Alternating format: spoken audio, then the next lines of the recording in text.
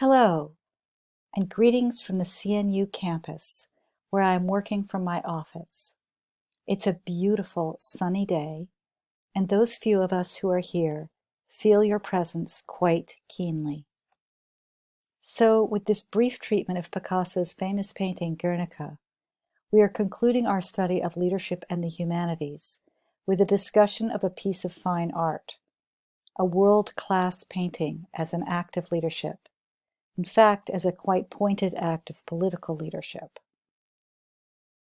In this brief discussion of Guernica, I'm going to touch on three main points. The definition of the humanities and how Guernica fits in with that definition.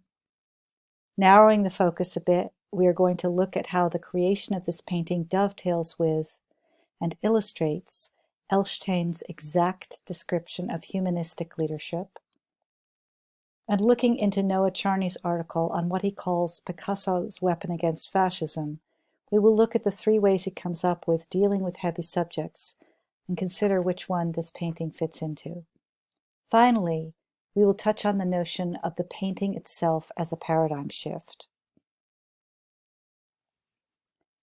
So, as you may recall, we began our study of leadership in the humanities with a definition from Stanford University.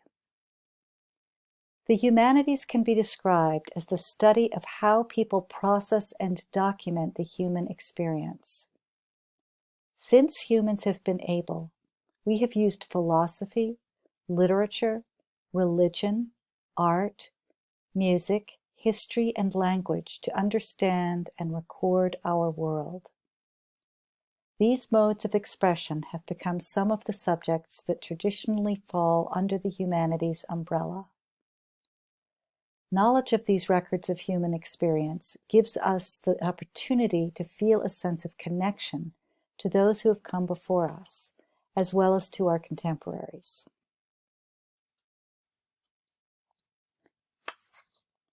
Here I want to extract one phrase in particular from that definition.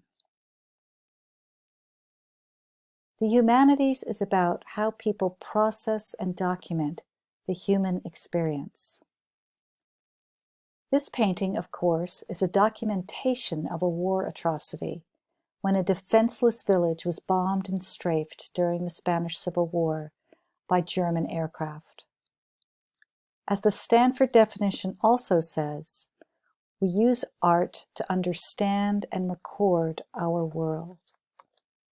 I'm sure that during the current crisis, you've seen how many artists are documenting and processing what is happening, and using music to uplift one another.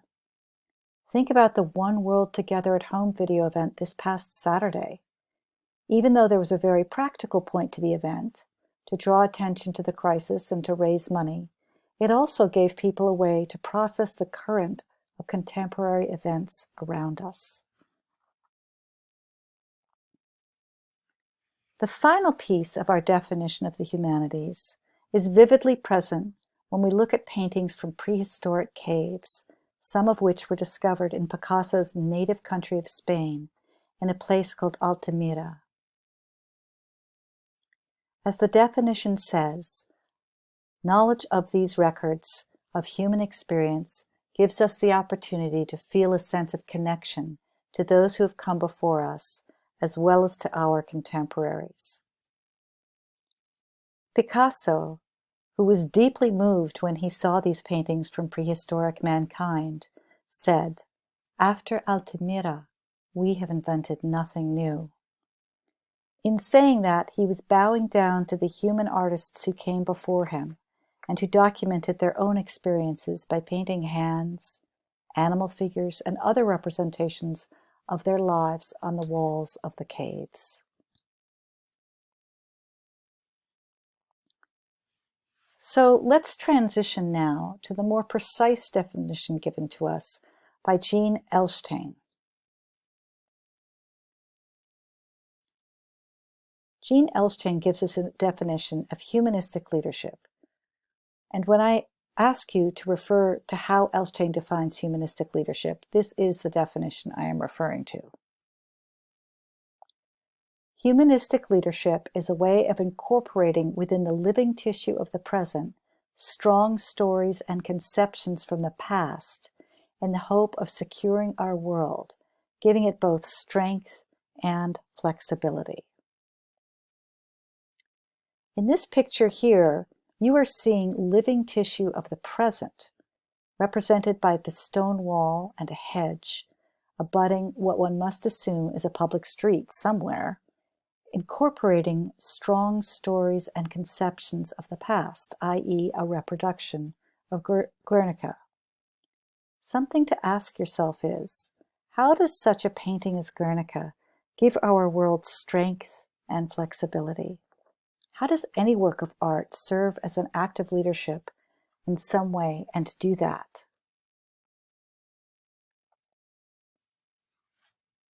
Now, in terms of Noah Charney's article, there are two main points. The first point is the one he makes about what he calls the three approaches to heavy-handed subjects. These are, 1, the tug at the heartstrings, UNICEF, or adopt this puppy type of approach, which is highly sentimental. The second is the high-minded cerebral approach, where, for example, the importance of an impartial judge is represented by a picture of a blindfolded woman, representing blind justice. And third, there's the alienation effect, where the normal image of how we receive ideas is turned on its head so that our mind can engage with it. The musical Hamilton is an example of this, as the playwright Lin-Manuel Miranda took a pretty well-known story about the Founding Fathers and created a hip-hop musical in which almost every actor was a person of color. He turns the notion of the great white Founding Father on its head, and in doing so opened up a lot of people's understanding and, frankly, interest in how our country began. Similarly, Picasso, by creating a hyper-modernist representation of a war scene, unsettles the notion of how we look at an event, and thus engages us more with the event. The mind can engage because the heart is not being manipulated. And at the same time, while you are engaging the mind, you can use art as what Charney calls a weapon of social change, which was his second point about Guernica. Now I'm going to jump to the starkly political moments discussed in both the podcast and the article. Here are two examples of how the creation of Guernica was a weapon of social change, recognized by both friend and foe. Clearly, for those who fought against fascism in Spain and in Europe generally, remember the bombing was done by Hitler's German aircraft, the painting was a way of depicting an atrocity against humanity. And so it was so powerful that those who committed atrocities were called to account. There's a famous anecdote of a Gestapo agent who was in Picasso's apartment in Paris during the war saying, in a not very complimentary way, "Did you do that?" And Picasso replied, "No, you did." And there is the enduring power represented by the more recent account of the tapestry created from the painting of Guernica that has hung at the UN for many decades to remind people that they are there to prevent war, not to cause it. When Colin Powell came as Secretary of State to the UN in 2003 to make the case for the invasion of Iraq, which, as it turned out, was based on faulty intelligence about Iraq having weapons of mass destruction, the powers that be at the UN felt compelled to cover up the tapestry while these deliberations were going on. It was too powerful of an anti-war statement for them to tolerate. So we have just looked at how Guernica was an act of humanistic leadership and how it was also a powerful political statement and a weapon for social change. Here I want to draw your attention to the connection between a painting that produces an alienation effect and a paradigm shift in science. As Kuhn has said, the stages of paradigm shift in science begin with normal science, for example, the world being comprised of predictable cause and effect, to a crisis point in terms of the evidence being gathered that shows otherwise. This can cause a revolution in thinking. For example, there's not always a straight line between cause and effect. You can't always know that the butterfly flapping its wings in Beijing definitely caused a tornado in Kansas. Straight lines become squiggly lines.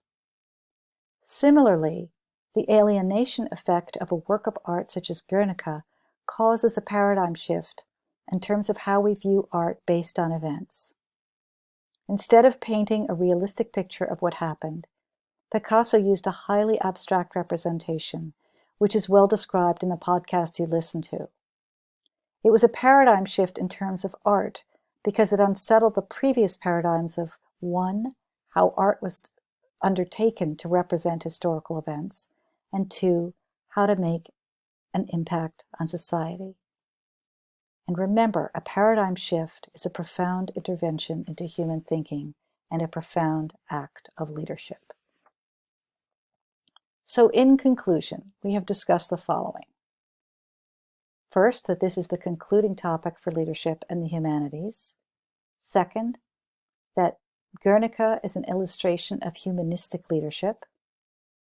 Third, it's an example of the alienation effect in terms of drawing attention to problematic realities. We connected it to our subunit on science because Guernica creates a paradigm shift. And finally, and throughout, we have discussed it as art as an act of leadership. This is my last recorded PowerPoint of the semester, and I have enjoyed speaking with you in this way. I look forward to being in touch via email later on this week. Take care.